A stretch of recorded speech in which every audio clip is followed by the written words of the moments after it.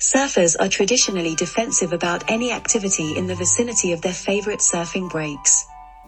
This behavior may be justified because history shows that their rights have at times been ignored and many surfing breaks have been destroyed by coastal modification. When enhancements have been made, they have been unintentional rather than an original objective. Now, with the emergence of more progressive attitudes by councils and coastal engineers towards surfers, there is a need for a common language between the parties. This language needs to bridge the gap between the colloquial slang of surfers and the technical language of scientists and policymakers. Development of such a common language will help in the preservation of surfing breaks and construction of artificial surfing reefs. This language is the science of surfing waves and surfing breaks. The more it is developed and used, the easier relations will be between the interested parties. This paper creates the basis for such a language to be used in future studies of surfing waves and surfing breaks.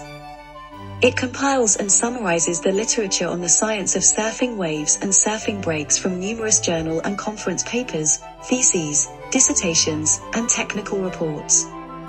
A concise background is provided on surfing waves and surfing breaks with references to more detailed information. The study of surfing waves and surfing breaks can be thought of as two separate but related subjects.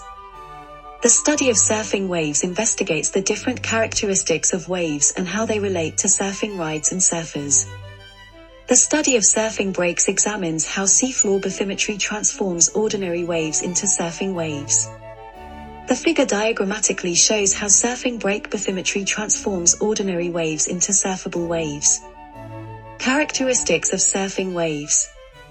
Surfers desire waves where the break point peels along the wave crest. They surf just ahead of the advancing wave crest within the wave pocket where most of the wave's power is located. Unless they are beginners, surfers are not satisfied with riding waves that do not peel.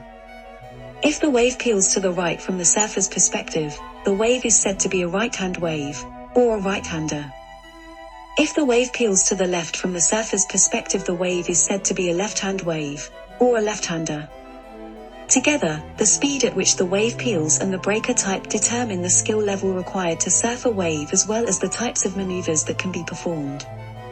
Not all waves are suitable for surfing, and among those that are, not all can be surfed by surfers at all levels. The character of surfing waves varies not only from location to location, but also from day to day with tide level and swell. In fact, even successive waves can break with considerably different characteristics. There are various different types of surfing, which include shortboarding, longboarding, bodyboarding, and body surfing. Surfboards for shortboarding are generally between 6 and 7 feet long, and the surfing style is aggressive.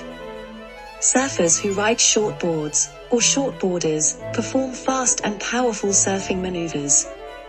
Surfboards for longboarding range from 7 to 11 feet long. Riding longboards, or longboarding, is a much slower and more relaxed style of surfing, because waves suitable for longboarding break more slowly and softly than those for shortboarding. Bodyboarding, also called boogie boarding, uses a small foam board rather than a fiberglass board. The board is about 3 feet long, and the surfer generally does not stand up on it. When riding a bodyboard lying down, the style is called prone. There is a style of bodyboarding where the bodyboarder almost stands that is called drop knee. Fins or flippers are used to catch waves rather than paddling as in stand-up surfing. The combination of fins and a small board makes it difficult to stand up. When riding drop knee, the surfer kneels on one knee and stands on the other. Body surfers do not use a board at all, they surf the wave using their body as a board. Fins are often used to help the swimmer catch the wave. Although there are 4 main types of surfing, most of the scientific surfing research has focused on shortboarding. Therefore, this review also focuses on shortboarding waves, but the concepts are applicable to all types of surfing waves and can be extrapolated to other surfing styles. For example, longboarders desire waves with higher peel angles and lower breaking intensities than shortboarders. Bodyboarders desire waves with more extreme breaker intensities. Surfing wave parameters. The four most important wave parameters for analysis of surfing waves are breaking wave height, wave peel angle, wave breaking intensity, and wave section length. Other surfing wave parameters exist, but they are only derivatives of these four main variables. Any surfing wave can be described using only these four variables. Wave height. Surfing wave height is often considered the most important variable at a surfing break. Oceanographers measure wave height from the crest to the trough of the wave. Groups of surfers develop their own definitions of wave heights, which can be slightly larger or smaller than the distance from crest to trough. In the scientific study of surfing waves, the oceanographic method of measuring from crest to trough is used. Waves come in sets, and surfers ride the largest waves in a set.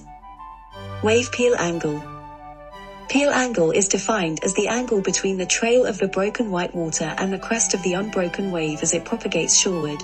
Peel angles range between 0 degrees and 90 degrees, with low angles creating fast surfing waves and high angles creating slow. The wave peel rate describes how fast the wave breakpoint advances laterally along the wave crest. Surfers must surf at least as fast as the wave peel rate in order to stay in front of the wave breakpoint. Peel angle is closely related to wave peel rate because they both relate to how fast a wave is breaking. Wave breaking intensity. Orthogonal seabed gradient is the dominant variable controlling wave breaker intensity.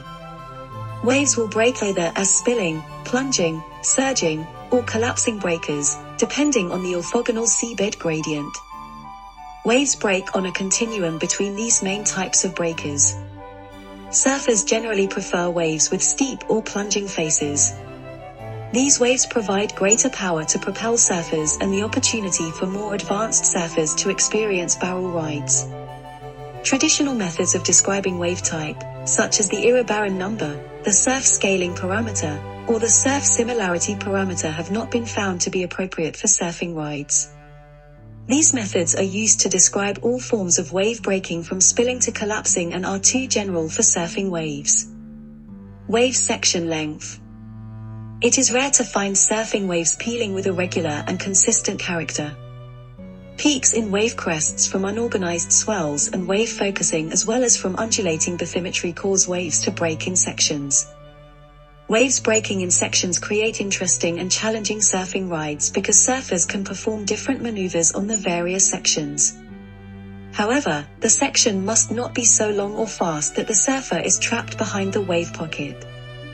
Relating surfing waves to surfers. Studies have related surfers to surfing waves in order to determine design criteria for artificial surfing reefs. This research falls into two categories. The first relates a surfer's skill level to surfing wave parameters.